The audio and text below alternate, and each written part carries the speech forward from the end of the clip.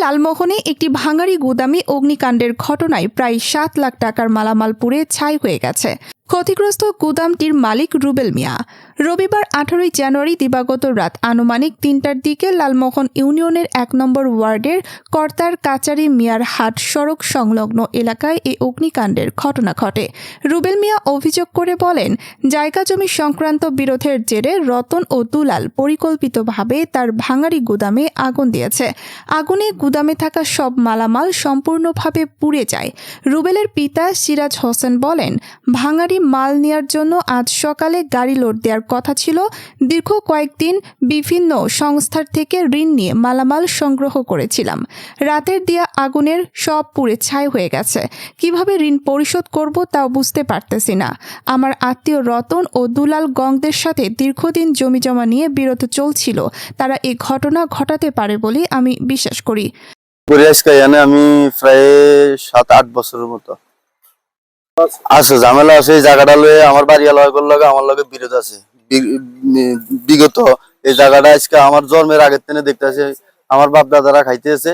এর ভিতরে আমার বাড়িওয়ালারা হেরা পিছনে খাইতো, এরা এখন সামনে দখল করানোর লাগা এর আগে বহুত ফাইতারা করছে, বিশাসালিশি করছে, আমার মারধরও করছে। এই ছবিও আমার কাছে আছে। যেহেতু আমার লগে বিরোধ চলতে আছে, হ্যাঁ সন্দেহ করে হইতে আছে। আমার দুলাল, রতন, রবিন এটা আমার সৌন্দর্যে লাগাই দিছে। চিনি না, আমার খালতো ভাই রতন, দুলাল আর একটা হলো ভাই বাতিজা রবিন। এটা হলো ভাঙ্গারি দোকানে ৭-৮ লাখ টাকার মাল আছিল। যদি আমি সঠিক বিচার দিতে চাই, আমার জায়গা, আমার বাপ দাদার কাল্লা জায়গা এরা এগোর সাথে আমরা কই যে আমার বাড়ির জমি নিয়ে এগুলো একটা যন্ত্র পরে এরা আঙ্গুর মারধর করছে। তাতে আমরা রক্ত গেছে। এরপর আঙ্গুর নামে আমরা কই যে আদালত ফৌজদারি ২টা মামলা দিছে। ২টা মামলার আমরা এখন বর্তমানে কি হাজিরা দিতেছি, বুঝলেন। এর ভিতরে এরা বিভিন্ন মানুষের কাছে বড় হুমকি দিছে যে আমগোর দোকানপাট আমরা কই জ্বালাইয়া দিব। আমি বশির মেম্বার, আমিন মেম্বার, খানসাব মেম্বার এদেরকে আমি জানাইছি যে এই ধরনের কথা কিন্তু রাস্তার সমালোচনা শুনাইতেছে। যদি আমার কোনো ক্ষতিপূরণ হয় সমস্ত জরিমানা দিতে হইব, বুঝলেন। হেরা কইছে যাচ্ছে, ঠিক আছে দেখা যাক।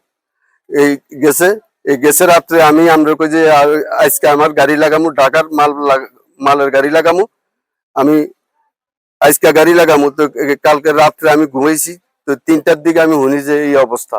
তখন দৌড়ে আইসা দিয়ে আমরা কই যে কি আগুন জ্বলতেছে। তবে অভিযোগ অস্বীকার করে রতন গং বলেন, শত্রুতা থাকতেই পারে, তাই বলে কারো দোকানে আগুন দিয়ে পুড়িয়ে দেওয়ার মতো কাজ আমরা করিনি।